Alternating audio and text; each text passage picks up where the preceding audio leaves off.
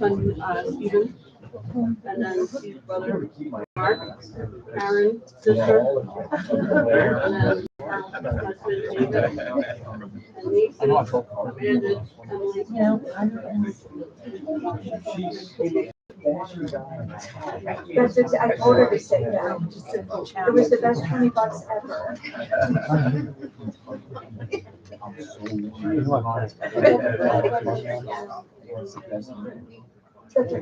Yes.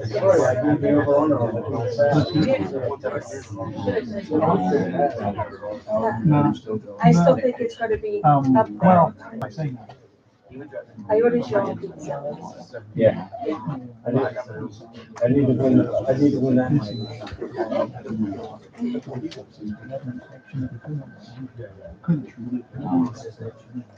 In the end, overall. That's when they call me, like, hey, listen, we're trying to work on it. Yeah, that's not what we want. Especially in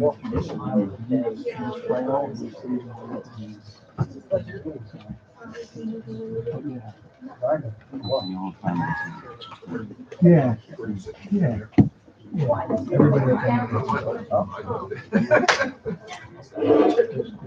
Yeah, sorry.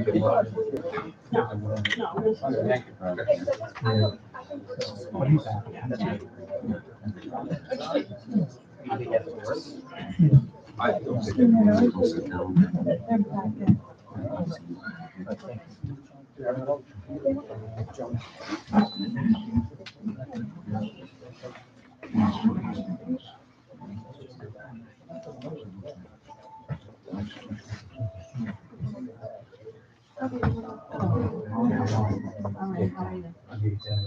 Thank you so much for coming.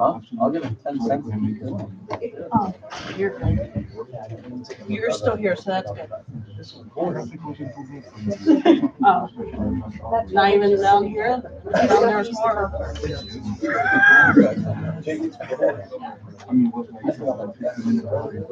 Oh, okay. Oh.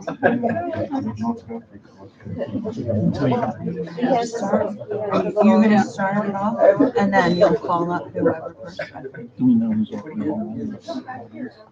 Did you go over that? Do you know? Oh, did he? I wouldn't even. My dad was younger than Oh, that. you make it. My dad was. Jake wanted to talk. I'm trying to think of the year. I don't know. Oh, he said I wanted to go out. We could do that. Yeah, 75. I didn't think of how old my dad was. My dad, 1936. Okay. 82. 80. Because 80, 81.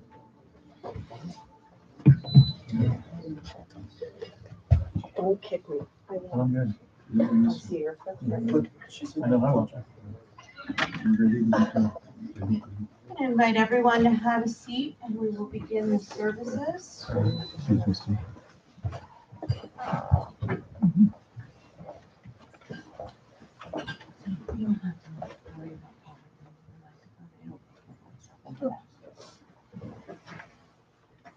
This time I'll introduce Rich Lendowski, that's going to perform this evening's services. It is, Oh, you great. figure.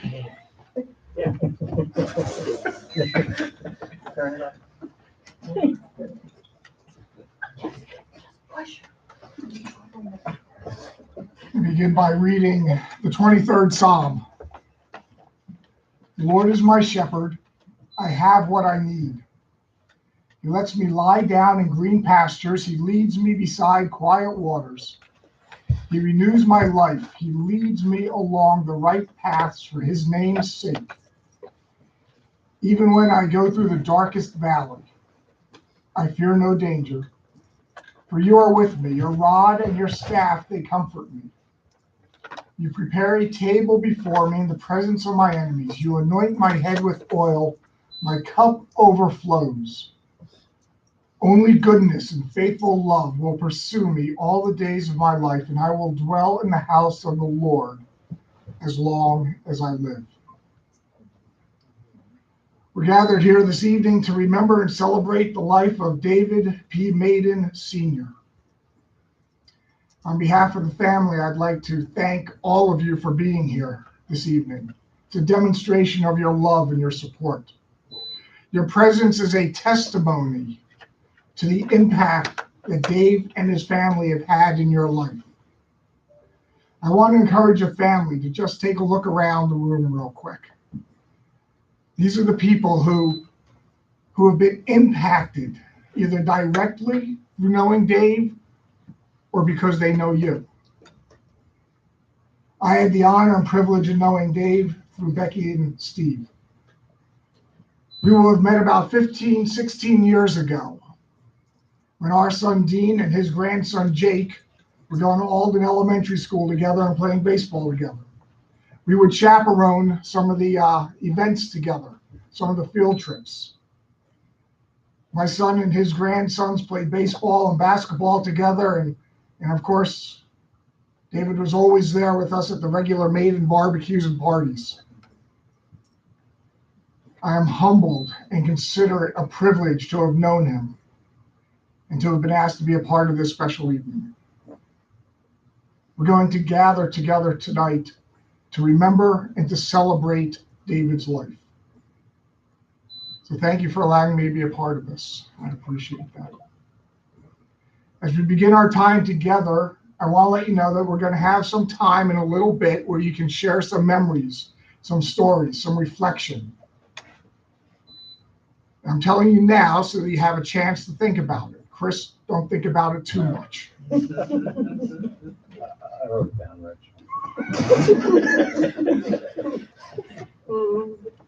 David P. Maiden Sr., age 82, formerly of Southwest Philadelphia and resident of Collingdale, passed peacefully on Sunday, January 25th.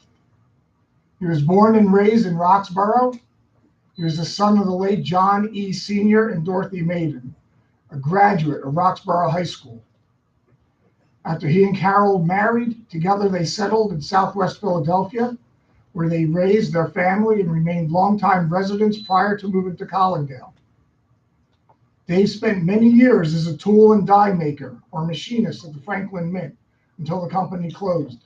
And as I read that, I sat there saying, how did I not know that?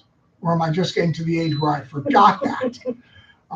My dad was a machinist all of his life, and I would have thought that would have been great conversations we would have had. Yeah. So either it never came up or I've just forgotten. Anyway, David later retired from SEPTA, where he worked in the heavy rail maintenance department. He was a loving father and a very proud grandfather. He loved spending time with his family and especially attending his grandchildren's events and activities.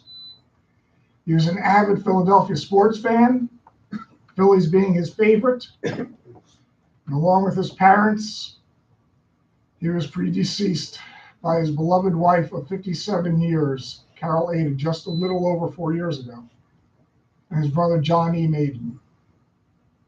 David is survived by his family, his children, Mark and his wife, Margaret, Karen and her husband, Dave, Steve and his wife, Becky, and David Maiden Jr., as well as his grandchildren, Nicholas, Amanda, Stephen Jr., Emily, Jacob, Jessica, and Alexandria.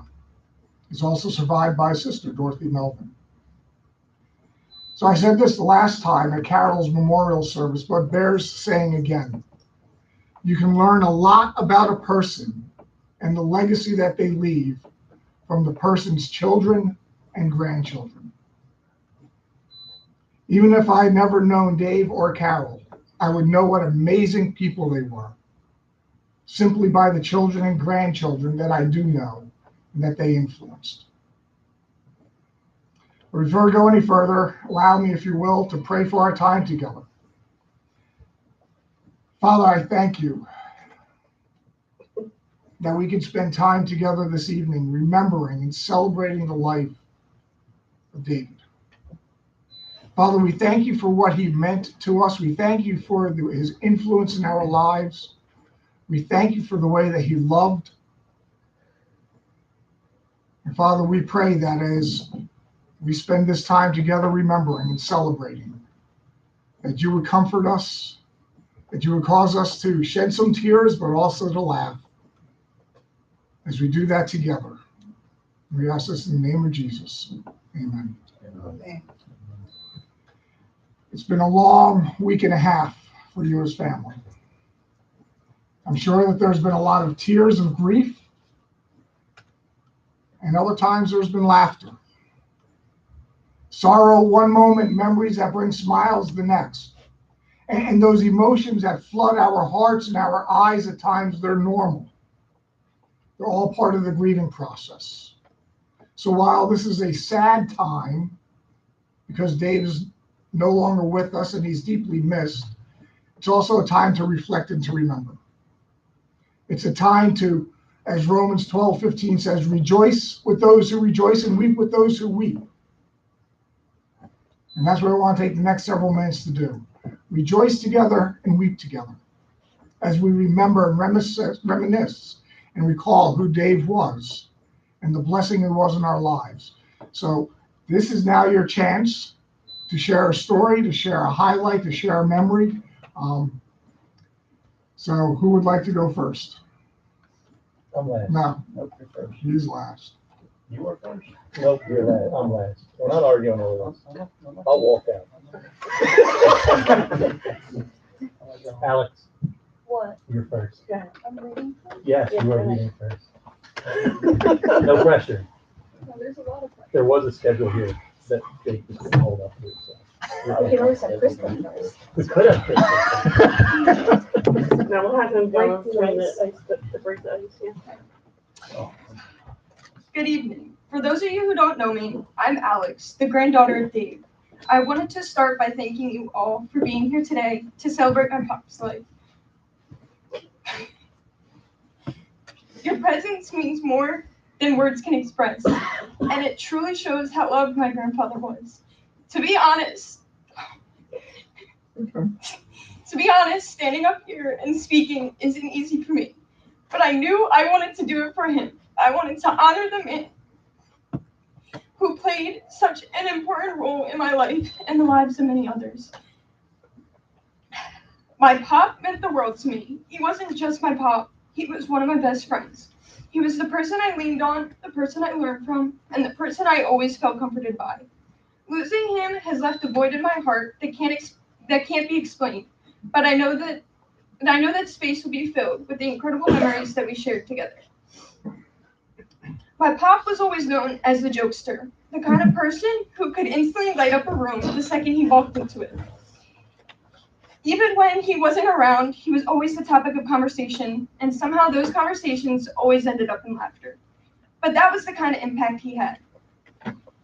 We saw this humor just this past Sunday while sitting around the table with close family friends, and the story of Pop's Christmas tree came up. A few days before the holiday, we gave him a new tree topper for his tree. Now, we knew that he wouldn't approve of it because, let's just say, it was rather ugly and a tree topper I would have never imagined. So we fully expected we would have to replace it later on down the line. When he opened the package and looked at it, he gave me, my mom, and my dad a look of confusion. He stared at us, trying to figure out if we were playing a prank or if our taste had become that bad. We have laughed at that look every day since. Even now, telling the story at dinner, the table was full of laughter. We all knew that he was somewhere, looking down on us, wondering why on earth we picked that tree topper, when there were clearly better options in the store. It's funny how such a little moment with a tree topper can remind you of a lifetime of memories. When I think back to being a little girl, I realized that Pop wasn't just entertaining me, he was building me up. He was there for all milestones. He was there for all of my dance recitals, even when my grandma wouldn't go, because of my first ever dance recital at the age of 4, when I cried on stage the entire time. He was there every day, waiting to pick me up with the biggest smile on his face. Before I could even settle in my seat, I'd hear his voice. "Hi, baby doll, how was your day?" Just hearing how happy he was to see me always turned my mood around. My answer always was the same. My day was amazing, but also boring since I was stuck at school. That was his light. He carried a brightness that stayed on his face regardless of where he was, whether that smile was with or without his teeth. I'll always see that smile. I'll always see that smile when I walk into a room and hear the sweetness in his voice, especially when he least expected me to show up at his front door. Every joke I hear will make me wonder if it's met his requirements. Every game of solitaire or difficult puzzle, like crossword, will make me strive for the intelligence and patience he always showed. That was Pop's greatest gift to us. He didn't just offer advice or support. He gave us a reason to smile. So the next time that you see something a little funky or a whole lot of ugly, don't roll your eyes. Just think of him. Give that ugly thing a look of confusion. And remember that some of the best memories come from the worst gifts. The last thing I wanted to say is a message to Pop. I want to thank you for everything that you have done for my brothers and I throughout the years. Keep looking down on me as I finish my senior year in high school, navigating college applications, and walking down that stage at graduation. Thank you for every smile, every hug, and every memory. We will all keep your warmth with us and keep the laughter going. Just like you taught us. I love you always. Love your baby doll. Good job. Okay, we have to thank, who is it that brought the angel? Amanda. So they did a good job at replacing the tree top. Yeah. Amanda corrected our error. Amanda corrected our error, so thank you. Who'll be next? Chris? Go ahead, Chris, go Okay. ahead. What are you tackling? He used to fuck my balls. Oh, he's got his glasses on. I'm down here in case anybody's wondering. We gotta get you a box. I'm just gonna stand on. You want a stool? It's funny, we were at dinner the other night when we heard about this Christmas tree story, and I was still laughing about it actually today when I was at work. I thought of it, believe it or not. So it was actually pretty funny. Anyway, I won't take up too much time. I'm just gonna speak from somebody who interacted with Dave from the outside in, but always made me and my family feel like his family. So first, I was flattered that Steve had asked me to come up and speak. I'll try to encompass the unique relationship that Steve and his father had. I'm sure he had with everybody, but I'm close to Steve. I know that Mr. Maiden, Dave, did a lot of things that made Steve roll his eyes, shake his head. Of course, being the close friend that I am, I'm going to take some pleasure in some of these events to bring them back up, Steve. All right? Just like Alex, who just reminded us about the teeth. I remember at the house, I walked in and we were hanging the lights one day, and Dave goes, "How do you like my teeth?" He had this big smile, and I started out. I was like, "Wow, they're very pearly."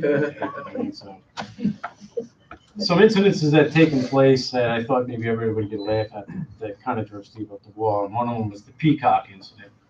A couple of years ago, this was a big event. The Phillies were playing on Peacock one day, and Dave took the time to kind of vent his frustration that I don't want to watch the Phillies on Peacock. I can't watch the Phillies on Peacock. He was very upset about it. And so Steve was relaying this to me. I was over his house. And so the next day, I think it was the next day. And I'm sitting at the table. Steve's in the kitchen doing what he always does, cooking. And being the friend that I am, I said, "Dave, did you happen to catch that game on Peacock yesterday?" And Steve goes, "Shut up, Chris." Shut up. So a couple of days later, I'm talking to Steve, and the irony happens to find out that Dave has a subscription to Peacock. So that was pretty funny, but I got a good laugh out of that. So I never ventured down the Peacock channel again, but with Dave. But there was another incident too I'd like to bring up. We were at a baseball game, and I was talking to Dave. As always, Dave was always into simple conversation. But he took about 10 minutes, 15 minutes to tell me how awesome of a tractor he bought. And he was telling me all about it and this and that. And I says, oh, well, that's great. I would imagine Jake is going to have a great time driving that tractor because I think Jake was mowing the lawn. He goes, well, not yet because it doesn't turn. And I remember thinking to myself, you bought a tractor that doesn't turn, but okay. So I walked over to Steve. We're getting ready to coach a baseball game. I said, Steve, I said, your father just told me he bought a nice new tractor. Steve, he goes, they just with his eyes and his head. And I said, well, why did he buy it? He goes, Chris, he doesn't need it. He just wanted it. I said, well, he's got it. It just doesn't turn. And so I know that this was something that Steve was pretty, not frustrated at, but had enough of the conversation because he just walked away from me dismayed. So, Steve, I'm going to bring up the fan incident. You know that this was a good one. So Steve had asked me to go over to, I guess, hang a ceiling fan for his dad. So we walked into the living room, or into the dining room, set up our stuff. We lay down the drop cloth, trying to be nice and neat. And next 30 minutes, I'm taking down the fan, the leg kit, the fan blades, this and this and that, for about 30 minutes. And I said to Steve, I get to the mounting kit, I got to go out and get a tool. So I go back, I go out to my car, I get a tool, bring it in. Steve's in tears laughing, and Dave's just sitting there like this, looking at it. And Steve goes, yeah, we took down the wrong fan. So I go, at first I thought they were kidding me. I thought I was being punked. And I said to Steve, I says, well, I was up here for like 30 minutes pulling this thing down.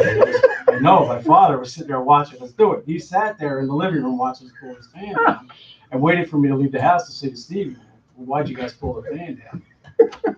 So I turned to Dave and I says, Dave, you turned a new fan. So we and Steve went right out. And for like 35 minutes driving back and forth to Home Depot, we laughed about how Dave sat there watching me pull a fan down. And then as I proceeded to unpack the new fan, Dave goes, why don't you just replace the blades and hang the whole old one up? And I'm thinking to myself, no, this thing's old and dusty. But Dave actually was arguing about it. And we finally talked Dave into letting us hang the fan. So that was the fan incident. And yeah. Anyway, Kitchen. we ended up hanging a new fan in the kitchen. So The one you want. yeah, the one where we're supposed to go. Yeah. Anyway, one of the things I always remember about Dave, other than tormenting Steve, Dave, one of the things I remember about him is the simple conversations. Trust me, and they were pretty simple. Christmas night, I stopped by. I had a new hat. Everybody knows how fascinated I am by my hats. And Dave said to me, that's a really nice hat. And we sat there for, I guess, 20 or 25 minutes just talking about my hat.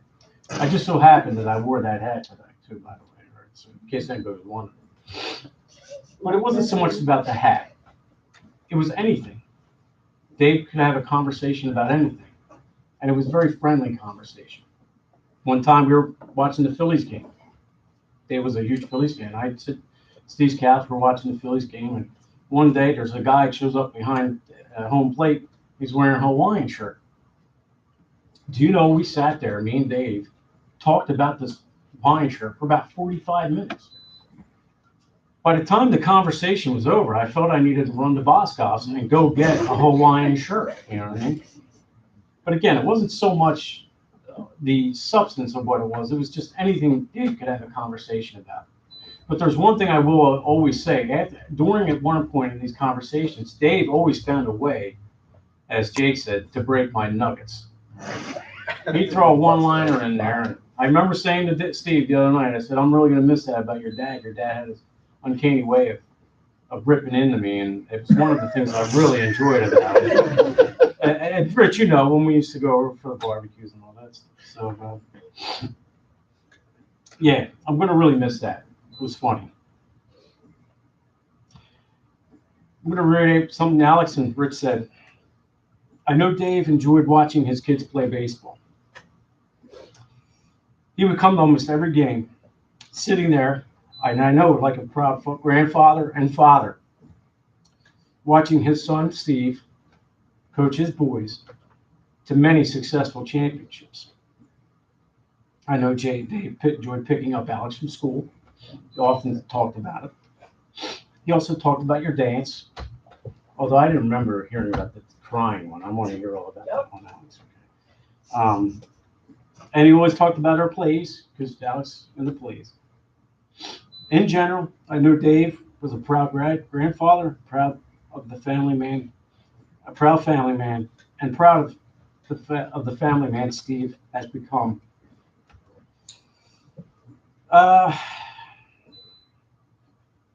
Steve, I know these items mentioned above made you roll your eyes or shake your head. But there's one thing that became increasingly clear to me through many years. Your father knew that whenever he needed something, you were there. Something as simple as getting Peacock or the doctor, all right, or daunting efforts to get him to the doctor. You were there. Your dad knew who always would be there to help him. I'm going to tell you something that a great friend told me a few months back when my sister was passing. And I think you need to hear it. Steve, you were there because your father knew you were the strongest. I'm sorry. Your dad knew you would do what needed to be done, no matter how hard or difficult the task, and that you were strong enough to bear it and help him carry it. You were chosen because of your love and your strength. Sorry. In conclusion, Steve, there'll be many days where you wrestle with what is and what if, should I have done this or should I have done that. I believe that both your dad and your mom are very proud of the love and strength you exuded when they needed you. By the way, I really miss your mom's pizzelle. She could make a good pizzelle. Nothing against your pizzelle.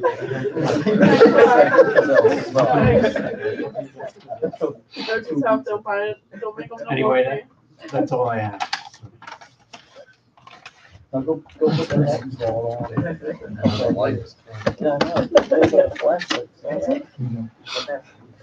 right, who'll be next?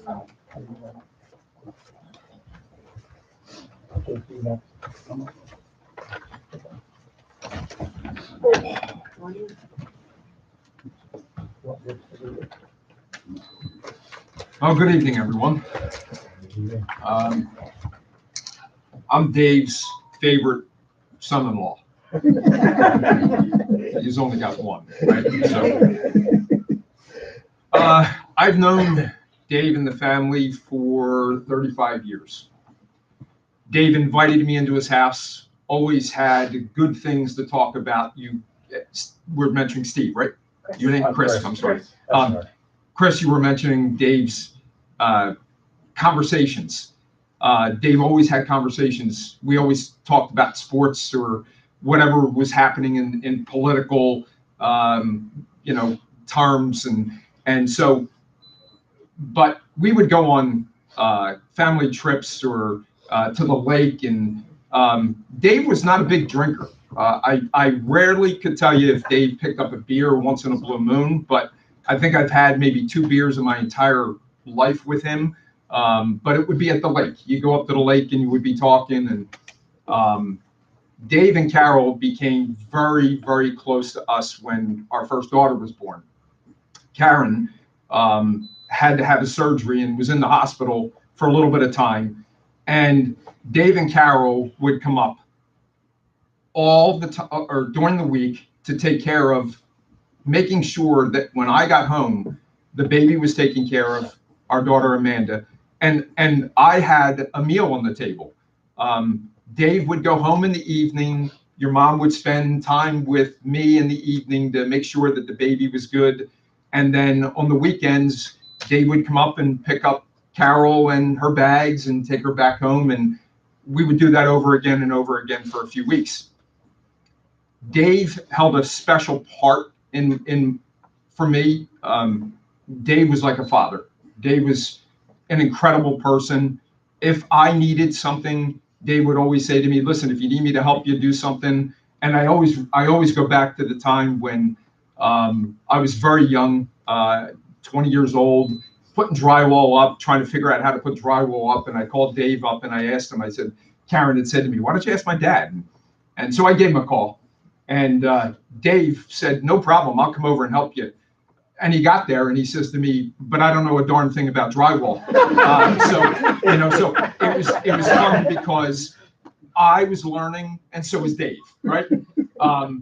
But I want to tell you that, over the past 35 years, Dave has spent time coming to the house to talk to Karen while dropping off cigarettes or dropping off coupons or just stopping in to say hello.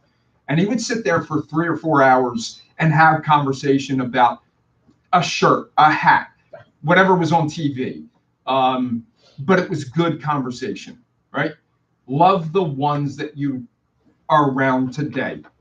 They won't be here in the future. We have recently, my family I lost both my dad and my mother within the past year. Now Dave's death brings it to 3 within about just a little more than a year. And it's tough, when you look back and you say, love the ones you're around today because they won't be here tomorrow. Remember that. So I did and have been telling since your mom passed, conversations when he would call Karen and be on the phone and your pop would be talking to me. And the thing I would tell him is that I loved him. Okay. Before hanging up that phone, it was super important to me to tell him that I loved him because he did mean a lot to me. Okay. I have one more story that I want to say, but give me a minute here because I want to read a Bible passage.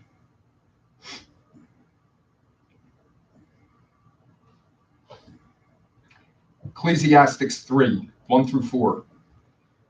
There's an occasion for everything, and a time for every activity under heaven. A time to give birth and a time to die. A time to plant and a time to uproot. A time to kill and a time to heal. A time to tear down and a time to build. A time to weep and a time to laugh. A time to mourn and a time to dance. I can honestly tell you that Dave wouldn't want us mourning his life. He'd want you celebrating his life. Last story I have, and this is just off the wall, kind of thinking about it. But I remember I was dating Karen. We may have been engaged at the time. I had left the house in Southwest Philadelphia where you guys were. And I called Karen when I got home just before going to bed. And she says, you'll never believe what happened. And I said, what happened? What did I miss? She says, the boys got into a fight on the street. Dave ran out to help them. And the first thought that came to my mind was, where the heck was I when that was going on so I could stand by Dave and fight them in the street and be with Dave, right?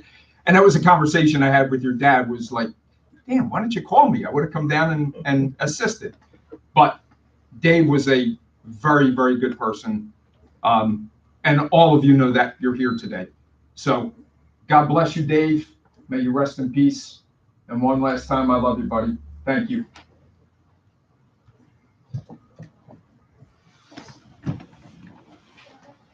I just want to add something to what you said.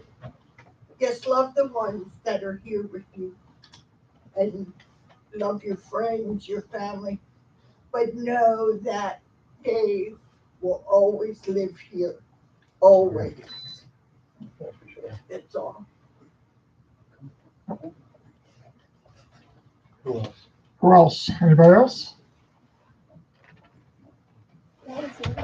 No, it looks like it's me. Looks like it's my time. All right. The big guys, huh?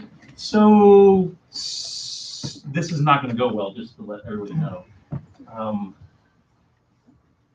This may get a little racy, may get a little bit out of control. Matter of fact, it will get out of control. I can guarantee that. But I just wanted to thank everybody for showing up. I really appreciate everybody showing out for him. The coworkers that you guys took care of him every time he went to.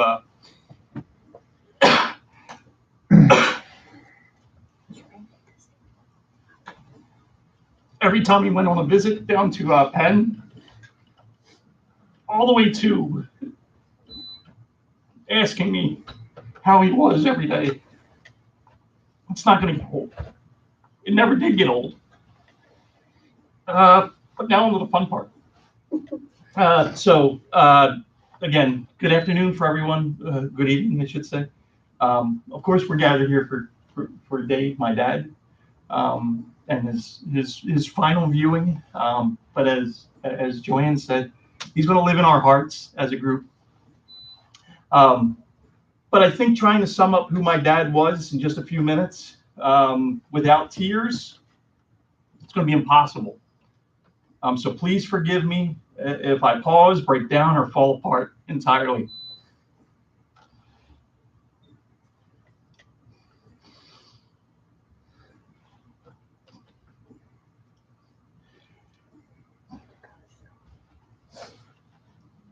I can tell you that he wouldn't have appreciated the meltdowns. I know that for a fact. But he would have supported them anyway. I'm going to blow my nose like he did. One second. I'll clear some things. My dad taught me so many things throughout the years. More than I could count. I'm sure my boys can appreciate the NASA level precision in which he required them to mow the lawn. Didn't come in a lawnmower. It came in the form of, I think at the end it was the electric lawnmower that we took over there. We had to have one wheel higher than the other. There was some kind of a weird pattern in which you had to go in. Then I taught him the reverse method to make sure the grass doesn't grow, because that's what Joe taught me. So to make sure that the grass grows properly. But that was a NASA level of scrutiny that he put us through. And my wife can attest to, or Becky can attest to, the scrutiny that she had to go through recently when she cleaned his windows, and he wouldn't admit to her in front of him that, or in front of her, that there was a streak in the window, and he only complained to me, but he loved that she came over and did that for him. And how cold was it? It was 40 degrees out. Something, yeah. But he absolutely loved that she did it for him, but he would not criticize her for the streak in the window. Or the tree topper. Only the street topper. We got him to start admitting that to her. But at every step of the way, I didn't realize that the space program had to have a seal of approval on those types of things and the way in which he moved about his business. But the most important trait, at least to me, was his ability to laugh in the face of adversity. Many of you know that 5 years ago, my mother passed on my birthday. Suddenly he was a bachelor, which was pretty interesting. But suddenly he was a bachelor living in all by himself. A man who never did his own laundry, never cooked himself. Not that I recall. Or anybody else recall him ever cooking? No. Yeah, eggs maybe. He made a great. Oh yeah, he made a great soft-boiled egg every once in a while. Pancakes. Yeah, Toast with peanut butter? Sure, he can make that. Absolutely. Wasn't a good cook. He never did the laundry himself, and never washed a dish. Never washed a dish. Kind of like me. I'm not allowed to do the laundry anymore because I broke the laundry machine. I don't do dishes because I leave dirt on them. Yeah, so kind of like me. I'm a spitting image of the guy. But I knew that at that point he felt his world tilt a little bit.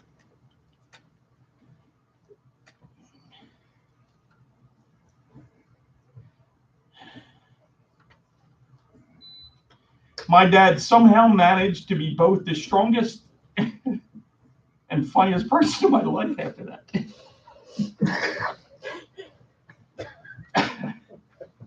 And often his comedy wasn't even intentional. And I'll give you this story, as I'm going to give you many of them that probably are inappropriate. During his stay at Little Flower Nursing Home, he told me about visiting the activity room for volleyball. Does anybody know this story? If you do, I'll skip it.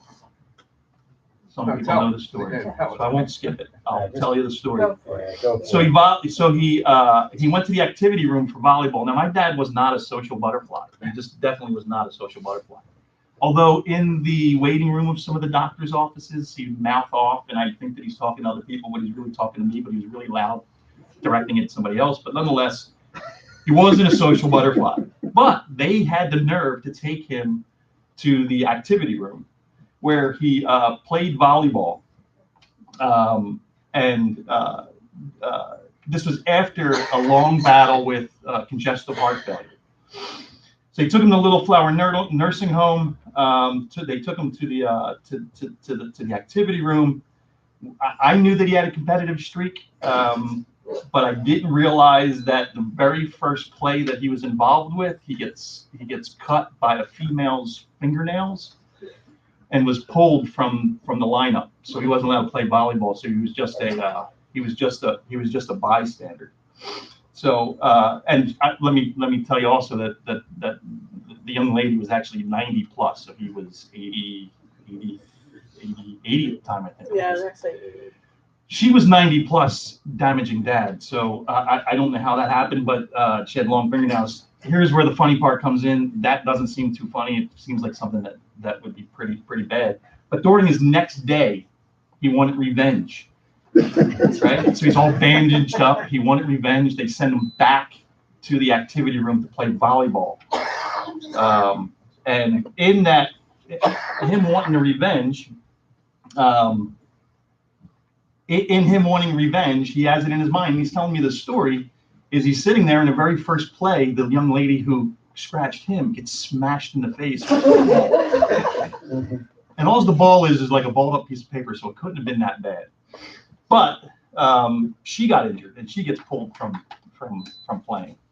And I'll turn it to the top. So in the dining room the next day, my dad says to this lady, again, her name escapes me, so my apologies, but I know he said it numerous times. He said to her in passing, you know, the volleyball isn't on the menu. And when she asked what he meant, he replied, well, you ate that volleyball yesterday.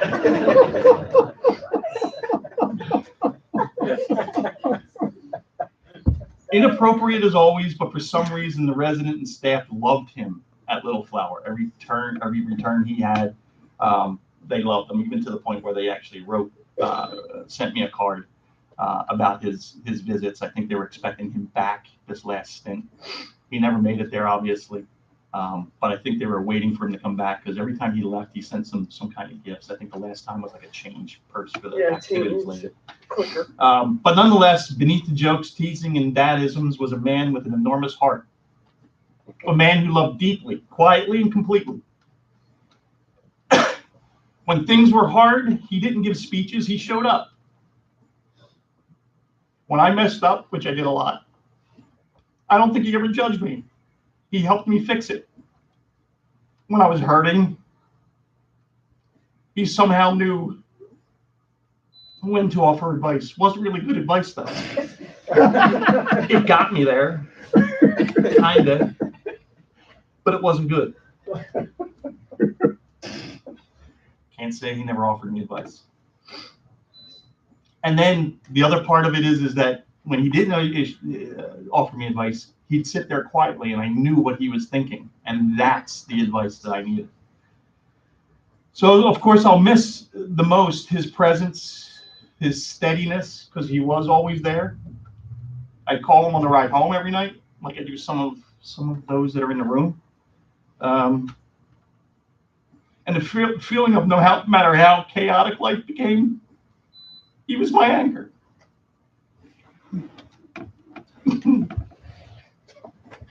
Maybe another fun story. He was the first I'd call when something broke. Like Dave said, yeah, he was a tool and die maker, but I'm not necessarily sure he knew how to hang drywall. He didn't know plumbing. I know that for a fact. He pretended to. What's that? He pretended. He pretended to. He pretended to know a lot, and his toolbox will tell you that he knows what he's doing. I'm not necessarily sure he did, but nonetheless, I believe even if he couldn't fix it himself, he was there for you for the support. I really thinking back on those items of what he went through. That's what he gave me, was the support. He didn't have to know everything. He was just there for support. Hope I could do that same thing to you kids. So when I would call him, he'd either pick up the phone and say, "Yellow," which I kind of now find myself doing, or "Hey, Steve." And honestly, I wasn't calling for help most times. I was just calling to hear his voice that made everything feel manageable. A little bit of a quote from Mark Twain, who once said, "The best way to cheer yourself is to try to cheer someone else." He was that person. He was there for me every step of the way. Dad lived that, even when he didn't feel great, even when his life wasn't easy. He always tried to make sure the people around him had something to smile about. Losing him hurts more than I can say. But now I can hear him cheering me on, telling me how proud he was. "Sorry, Dad. Today's the day I get to brag about you. You were the dad who always showed up, the dad who cared enough to call, the dad who made me laugh, even when we tried not to. The dad who loved with everything he had. Dad, I love you."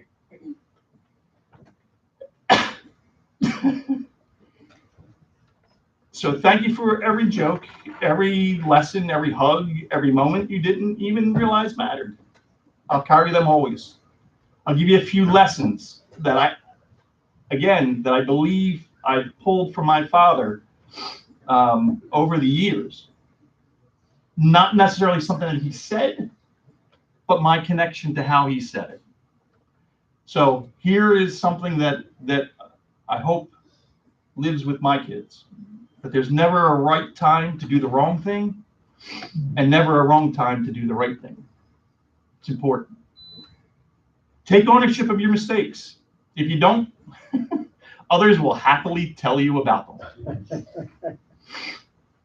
Don't let a wishbone grow where a backbone should be. Dave, he had a backbone and went out and fought those guys in Southwest Philadelphia. He ran into a burning building to save a 700-pound man that he knew he couldn't get out of the building, risking his own life. He did that. He didn't wait and wish that somebody else went into the building. He did it because he had a backbone. I think I still have the scar of it where the guy bit me, but that's another story for another time. Yeah. This is something that he didn't say, but it's exactly the way in which he operated. Don't be like a duck. Everybody knows what ducks are, calm on the surface, fighting like hell underneath to try and make things happen. That's what he did. In his battles medically, on the surface, he was calm. He didn't know what the decisions were. He leaned into his kids to be able to figure out what the decisions were. But he was fighting like hell beneath the surface to try and stay alive, to watch every magical moment that we have. Thank a veteran, a cop, or a teacher every chance you get. You could probably add a doctor in there. Every chance he got, he thanked the doctors that served him down at Penn. He made sure that every time he walked out of a building and he encountered the Solomons of the world, the Syeds of the world, the Denais of the world, everybody that served him, Amadou, he loved you. He loved you. Absolutely loved you. Every time he encountered somebody down there, he made sure to thank them verbally. He didn't have a lot to give. He just thanked you verbally. And he had good conversations, I think. So thank a veteran, a cop, a teacher. Thank what we do or what we have every day. Dave said this. I think Joanne mentioned similar. Hug your parents or grandparents. They won't be here forever. Go hug them. Give them a kiss. Don't fill up on salad and soup. For those of you joining us after this, don't fill up on salad or soup. I don't necessarily know if that's what, but don't fill up on salad and soup. The best is yet to come. He left a legacy in us kids that is going to live on for a little while until we pass it on to our kids. I think they're already passed on. I think we got a great group of, I think I have a great group of nieces And I think it's being passed on. Return the tools to the proper place. A lesson I'm still working on myself. I don't think I've ever put a tool back in the right spot. But I can tell you, I've taken enough tools from his mechanics workshop that I've never put That's back. why I hide my tools. I probably need an outline and I don't even know where they go. But I've never put it back. Sorry if I'm boring anybody, get up, feel free to leave. Be slow to anger and quick to forgive. We don't do that enough. I know I don't. I know we all have our own demons, our own struggles, our own issues. You gotta be slow to anger, quick to forgive. My wife, yeah. Slow to anger. Slow to anger. Slow your anger. You want it that way.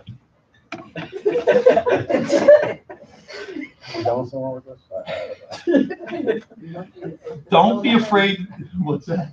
Look, you just got the thumb. I know. I'm getting something else later on. Don't be afraid to tell people. That's the way he said it. No. The middle finger is what I think. That would be the line. The line, she would have crossed the line. Don't be afraid to tell the people close to you that you love them and mean it. To my kids, my wife, sister, brother-in-law, nieces. I love you. I truly do. I truly do. Love you. I'll end with two very inappropriate jokes. Very inappropriate jokes. I'm telling you that right now. If you're sensitive to inappropriate jokes, the door is at the back of the room. Leave now. Leave. Because these are going to be two probably inappropriate jokes. Mom, do you need me to will you out? No. She's the one that told me. So, two very inappropriate jokes. And I might have to take a swig of water for this. He's going to need a drink later. But two very inappropriate jokes that carried us through the last 4 years, my father and I. So my father, I'll tell the story of my father used to have a set of doctors that were not pen doctors. Well, they weren't even doctors, to be honest with you. They just weren't doctors, which completely shocked him that they weren't doctors. They were learning doctors, or whatever you want to call them. Internists. They weren't real doctors. Absolutely floored him that was the case. So when we got him to a real doctor, I said real doctor, they're probably smarter than I am, but when we got him to a real doctor, his real primary care physician, everybody probably knows Dr. Mike Sirigliano. Hopefully I'm not blowing him up. Patient confidentiality, HIPAA. Hopefully all that doesn't happen. He's not with us anymore, so can't imagine he'd care.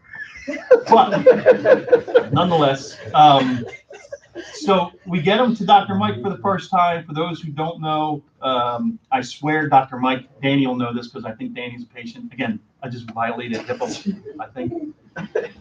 But Danny's a patient with him, and Danny can vouch for this. Mike, I think Dr. Mike, although he loves everyone, he has the memory of a goldfish. I mean, he doesn't remember. So every time my father visited him, Dr. Mike wanted to give him a prostate exam. Men in the room, no groaning. Okay, all right, we'll move on.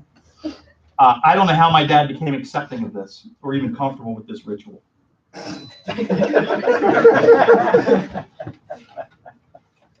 should get one every year. Yeah, right. Sure. This was every 3 months there for a little while. So, without fail, one of us would kick off the same routine, and then the joke goes like this when it first happened, was first, Dr. Mike would have you, or the doctor, let's call him, would say, hey, get undressed. And my dad would say, where should I put my clothes? And the doctor would say, oh, over there on top of mine.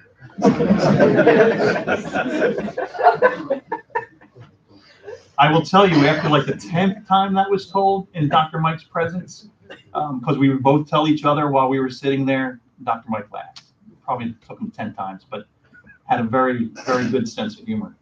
The second joke comes from Dad's first prostate exam when he had it with Dr. Mike, giving him the full once-over, everything. So Dad's getting the prostate exam, or he's getting his exam, and one of the things he has to do is a prostate exam. Yes, during his exam, I will share this because again, he's not going to say anything. He mooed, so he's on his side, and he mooed.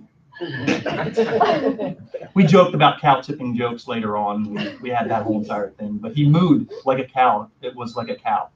It was a cow verbalized moo. And yes, I was in the room. We locked eyes, him and I, and yeah, he got his prostate exam. It takes a special person not to make a joke. I'm not that guy. I want to make the joke. So on the drive home, I asked him, Dad, did you hear what the exchange between me and the doctor was before the exam? He said, no. I was too busy blocking out what was happening. What did he ask? He said. I told him, the doctor said, now, Mike, you might get an erection. And I said to the doctor, his name is Dave. And he said, I know, my name's Mike.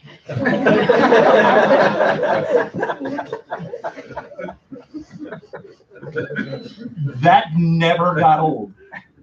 Ever got old. Anytime he had that happen to him, he made sure that that joke was top of mind for him. And it lasted for years. It'll be one of my favorite jokes moving forward. So in closing, again, highly inappropriate, I know, but it is who he was in a lot of cases. The jokester that he was, the person that I grew to love, joking, humor that I get from him is real. It is what it is. Can't change it. Try it. Try changing me. I'm too old for it now. But in closing, I know he's somewhere with root beer water ice. So I bought it by the truckload. And if they didn't have it, I could not get another flavor. He absolutely went nuts if I got any flavor other than root beer. But he has an endless supply, I'm sure, wherever he went. His tools magically returned to the right place. And most importantly, I am pretty sure he's able to drive again. Pretty sure he's able to drive again. For those of you who don't know, didn't officially have his license taken from him. But when we went on vacation at 80, whatever it was, we went on vacation in June. He forced me to give him his keys back. And his biggest thing was he went to McDonald's in the drive-thru and doesn't remember the trip. Just knows he went to McDonald's and had McDonald's. That's all I remember. We're not going to go there. And I'm sure he found my mother. She was probably disgusted at his arrival, I'm sure. And if anybody wants to give the middle finger behind his back that she'll give him, I'm sure that took place. And then she welcomed him with open arms. And I'm sure she handed him a Coca-Cola. Yeah, I won't tell that story, Chris. Yeah, sorry. But if anybody needs Coca-Cola, my dad probably has 2 years supply in the kitchen. You could build a throne out of it. He just needed, I don't know if he thought Every time I was on sale, we had to buy it. He needed his Coca-Cola. But Dad, love you. I'm sure we'll meet again. I'm definite of that. Thank you for everyone for, oh, real quick. I did make notes through some speeches. God help us. So I'll share this. The one note, of course, Amanda, thank you for buying him the tree topper. I don't know if you had conversations with him after buying him the tree topper. You don't realize how grateful he was for you buying that tree topper and how ungrateful he was for the crappy tree topper.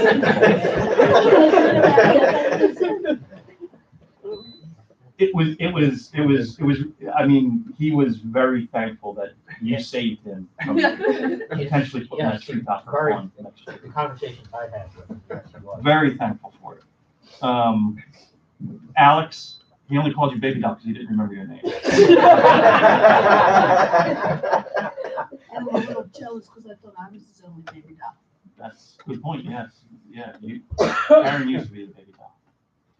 But Mom always said your name was way too long. So.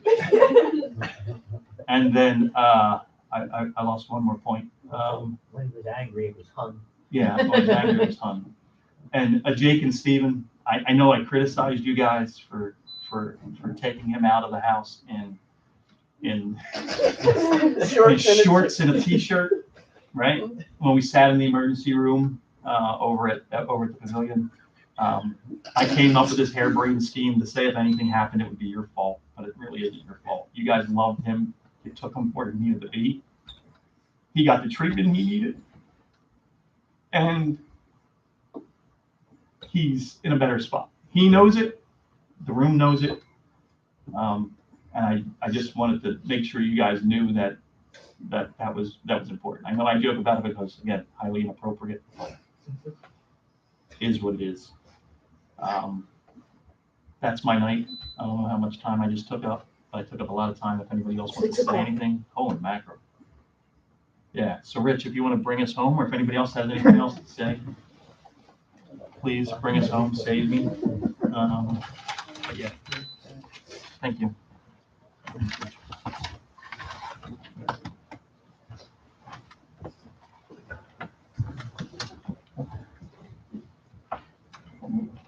Thank you all for sharing those memories. It's good to laugh, isn't it? I want to just share something real short. It's a short message from God's Word that hopefully will help you as you walk along this journey of grieving together. I'm going to paraphrase a story from the Gospel of John, chapter 11. The event is about Jesus and his very good friend Lazarus. I'm going to paraphrase it. Jesus and his disciples had heard that Lazarus, who lived in a town called Bethany, was very sick. Jesus loved Lazarus and his sisters, Mary and Martha. And after 2 days, Jesus told his disciples, hey, Lazarus has died. And for your sake, I'm glad I was not there, so that you may believe. Well, let's go to him. By the time that Jesus and his disciples arrived in Bethany, Lazarus had already been dead in his tomb for 4 days. Lazarus' sister Martha ran out to meet Jesus. Jesus said to her, I am the resurrection and the life. The one who believes in me, even if he dies, will live. Everyone who lives and believes in me will never die. Do you believe this? She said to him, yes, Lord, I believe that you are the Christ or the Messiah, the Son of God, who is coming into the world. Then Lazarus' other sister, Mary, came out to meet Jesus. Now when Mary came to where Jesus was and saw him, she fell at his feet, saying to him, Lord, if you had been here, my brother would not have died. When Jesus saw her weeping, and those who were with her weeping, he was deeply moved in his spirit and greatly troubled. And he said, where have you laid him? They said to him, Lord, come and see. Jesus wept. So the people there said, see how he loved him. But there were some others who said, couldn't he who opened the eyes of the blind man also have kept this man from dying? Then Jesus, again deeply moved, came to the tomb. There was a cave and a stone lay against it. Jesus said, take away the stone. Then he prayed to his Father and cried out in a loud voice, Lazarus, come out. The man who had died came out, his hand and feet bound with linen strips and his face wrapped with a cloth. And Jesus said to them, go unwrap him and let him go. It's a crazy story, but I think there are a few things that we can learn from the story of Lazarus that teach us a few important lessons during times of grief. First, the story of Lazarus reminds us that we need to take the time to grieve. Sometimes we convince ourselves that what we need to do is to be strong. Right? We need to press on for those around us. But when Jesus came to Bethany to comfort the family of Lazarus, he didn't just brace himself. He didn't act as though life was just going on. He wept. He was deeply moved in his spirit. When we love someone deeply as Jesus loved Lazarus, tears and pain are normal. It's good for us. It's healthy to grieve the loss of someone that we love. And the sooner we grieve, the better off we are. It's part of God's plan that we go through a grieving process when we experience loss. This is already read, Ecclesiastes 3:4. Right? There's a time to weep and a time to laugh, a time to mourn and a time to dance. Holding back the tears doesn't mean that we're strong. It just really means that we're scared to accept how we feel. Some people never allow themselves to grieve properly, and it only hurts them in the long run. It's okay to cry. It's important to grieve. It's good to remember the precious times that we spent with loved ones, even though it hurts.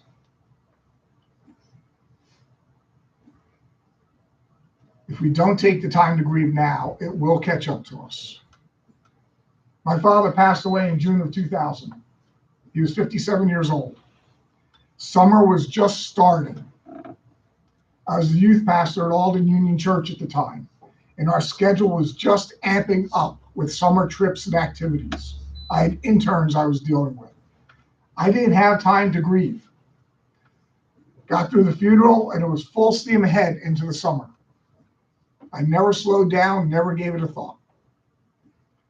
3 years later, one night, I was rocking our son Dean to sleep after a late night feeding.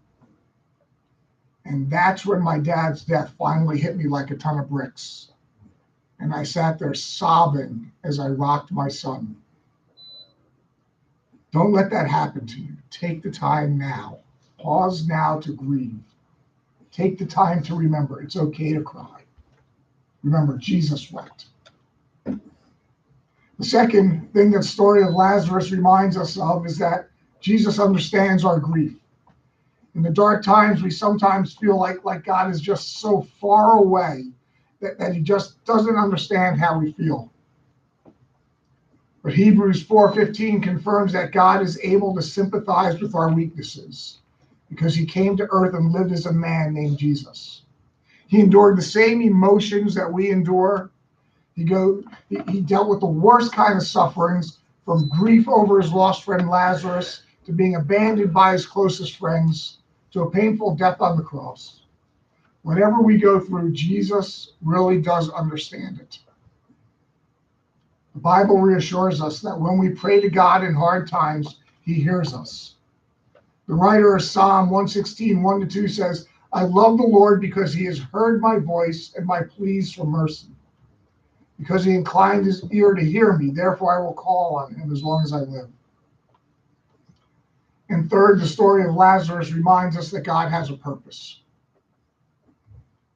Both Mary and Martha said to Jesus, if you had been here, you could have healed our brother Lazarus, prevented him from dying. So why didn't Jesus come earlier and heal Lazarus? He knew it was happening. But he explained the reason to his disciples. He said, Lazarus became sick and died for the glory of God so that the Son of Man may be glorified through it. So for your sake, I'm glad I was not there, so that you might believe. See, God sees the big picture. We don't always get to see that. The eternal destinies of Lazarus' family and the crowds that were gathered there at the funeral were at stake. In the case of Lazarus, God's purpose was to show that Jesus was the Son of God, so that people would believe him and be saved from their sins. Jesus proved to everyone that he was truly God by the incredible miracle of raising Lazarus from the dead. And when we experience loss and we experience hardship and tragedy, we often ask ourselves why. By the way, God's not offended or put off by you asking why. We don't always know what God's purposes are. But we can rest in the fact that God, who wants to have a relationship with us, will be with us through those purposes. Romans 8:28 says, it's an amazing promise. It says, we know that all things work together for good to them that love God and to them who are called according to his purpose. So if you have a relationship with God, if you love him, you can be confident that he will be there and he will take the most terrible situations and circumstances and use them to accomplish something good. Doesn't always mean that we'll understand why, though. But in the midst of the questions, the pain, the hurt, and the grief, we can rest and find peace, nevertheless. God had a very specific purpose in the mind that day with Lazarus. My wife's sister passed away suddenly of a heart attack at the age of 51, 7 years ago. She was outside raking the lawn and dropped over dead.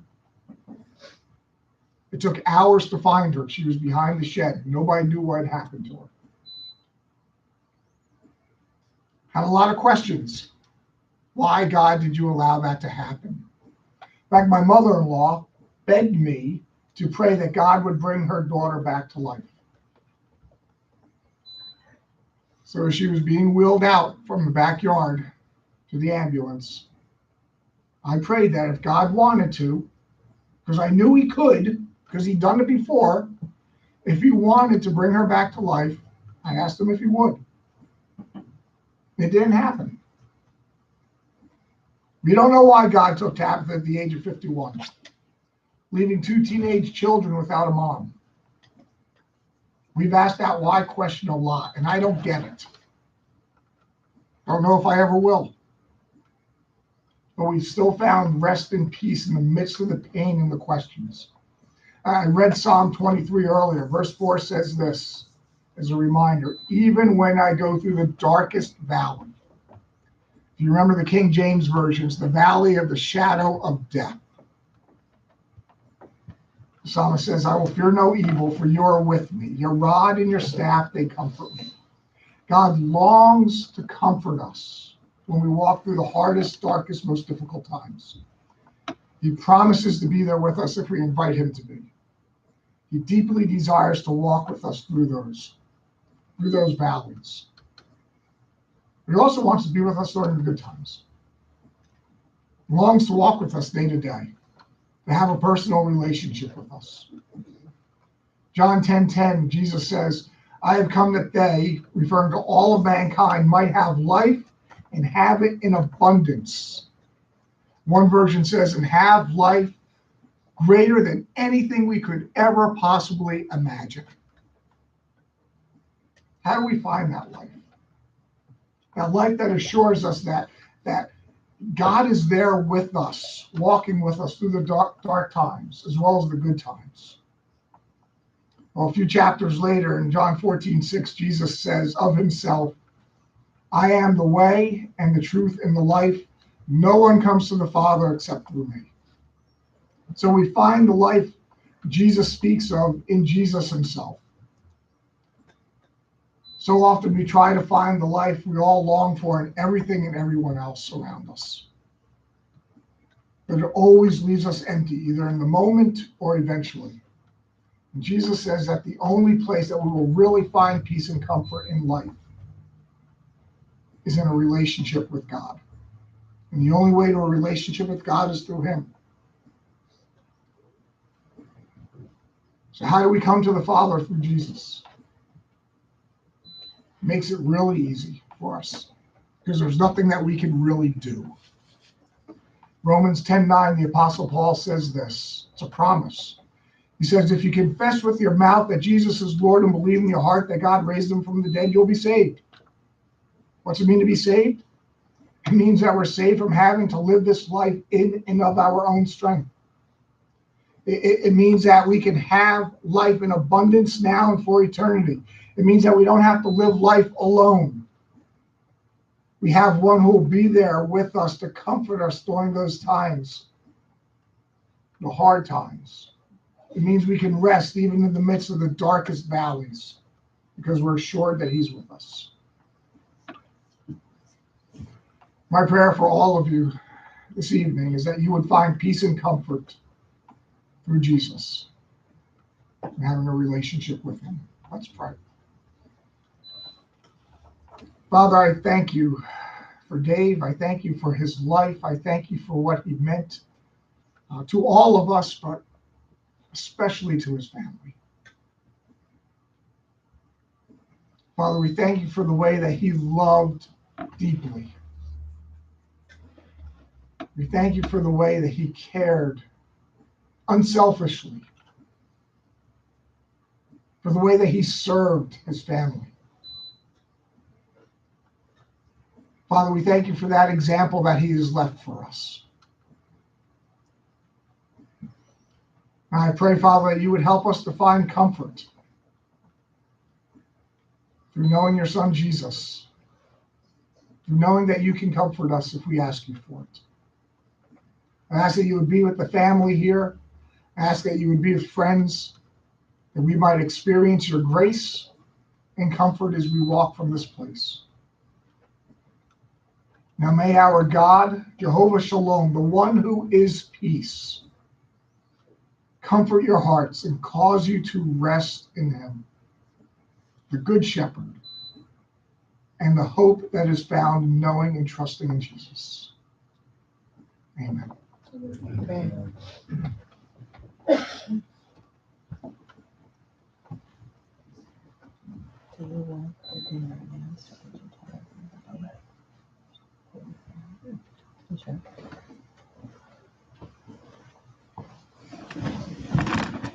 This will conclude the services this evening. On behalf of the family, I've been asked to announce that you're all invited to return with them for dinner at Anthony's Restaurant immediately following.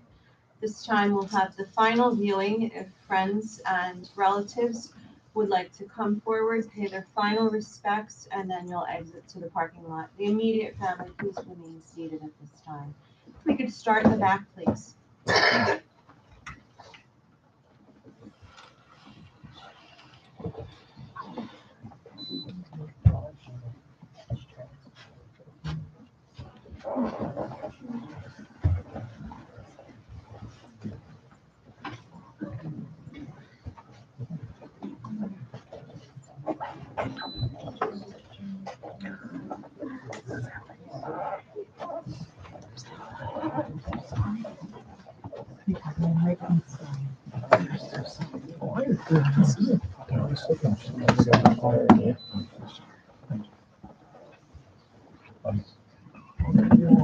I'm trying. We're good.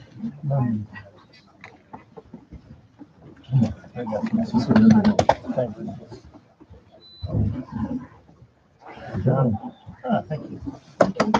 Stumbled my way through. Yeah. Well, my back is hurting too much, so today I just heard that I stood up. That's all.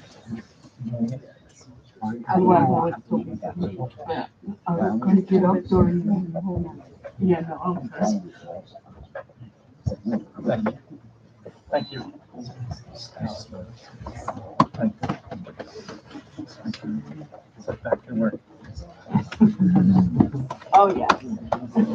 Solid. Yes, yes, thank you. Oh, thank you. Thank you.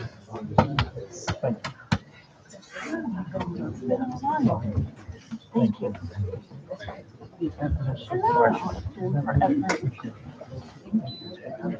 Patrick, sorry to make you run all over Delaware County.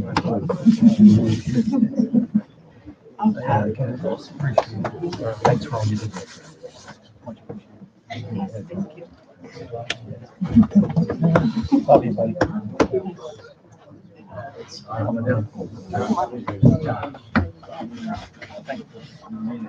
Yes, you did. You made All the way to the end. it. Thank you so much for everything. Thank you. It means a lot. Joseph, thank you. Okay, making sure. I'm sure. Oh, thank you so much. Hey.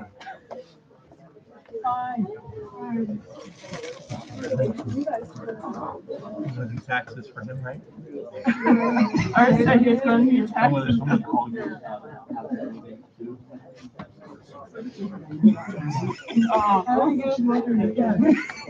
That's true. This is the last time.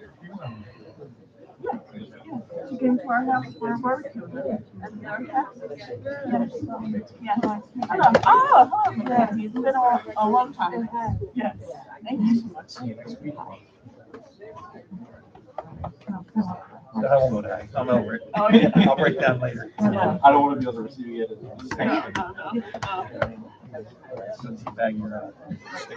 Yeah, I know. It's thank you for giving me the opportunity. No, thanks for speaking.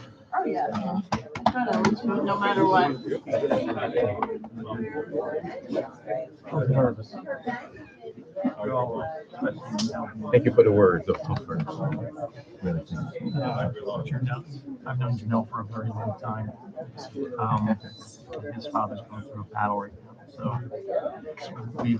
we've convinced over how to make it work. He's my mentor. Gotta make it work. Thank you for the comfort words. Thank you.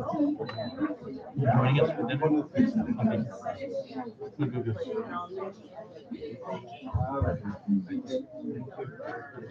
Can listen to let you know I knew Miami and he came to Philadelphia as a kid.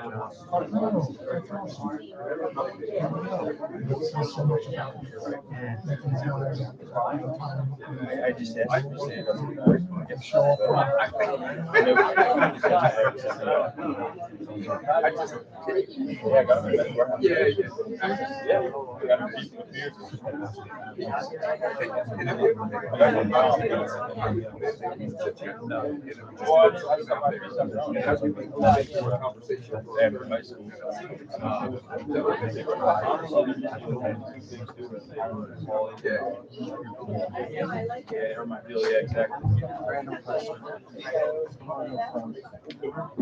don't know. What should we do? Okay. Yeah, that's not.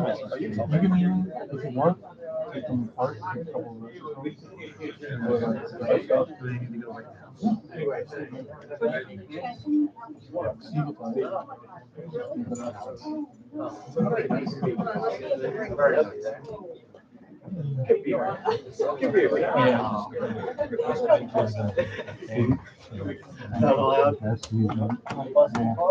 Well, I have to clean up, break my nuggets. No. That was the curve. I wasn't rich. You forgot to say Danny. You forgot to say I love you. Yeah, You always love me. Looks better under your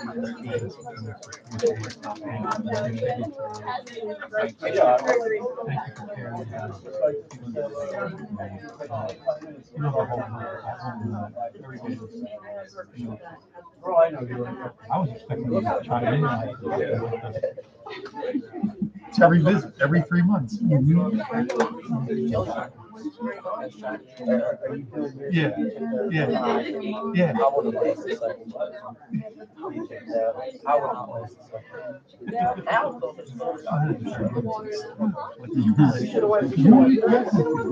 talking to me?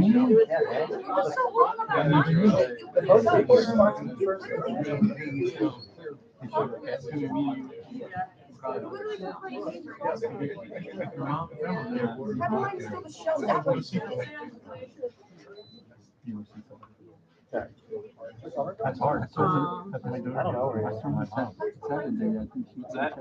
I mean, there he is. yeah. I'm gonna drop him later on.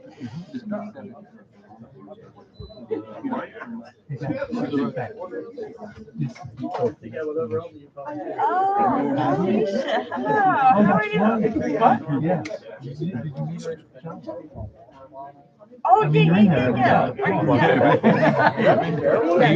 heading over with us? Tam is in Florida.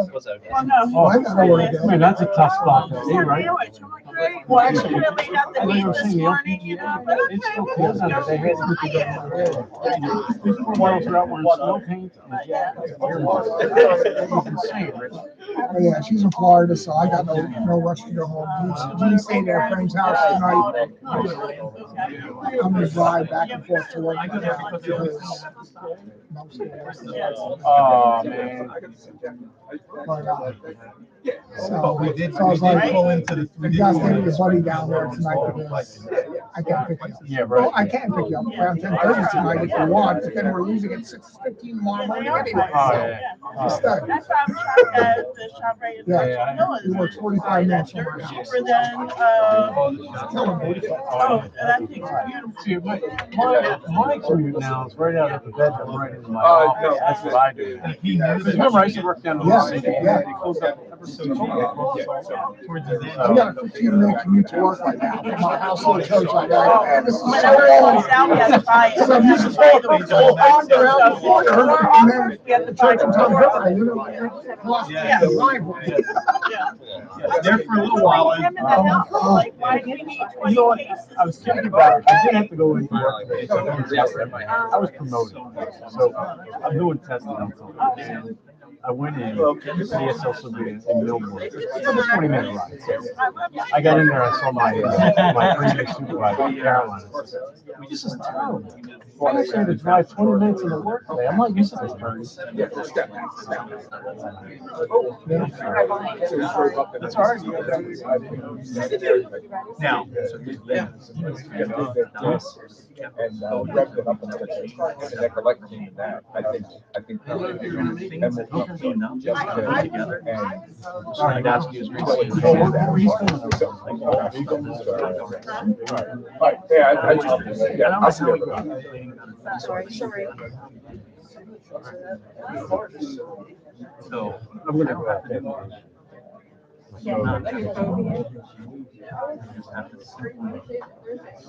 probably put on the market, maybe take the order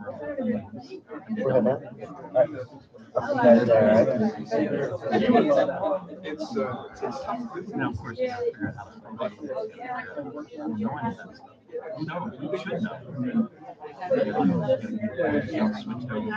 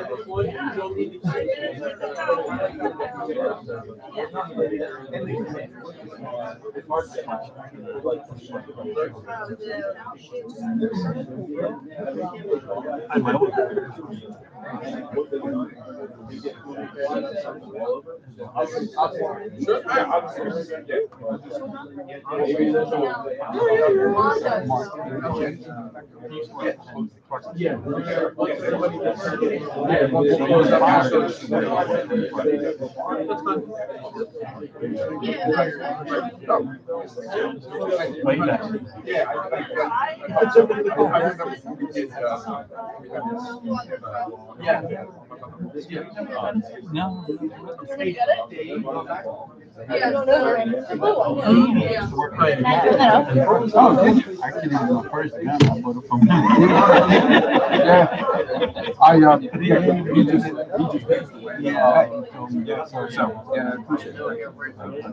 Yeah, small world, man. Yeah,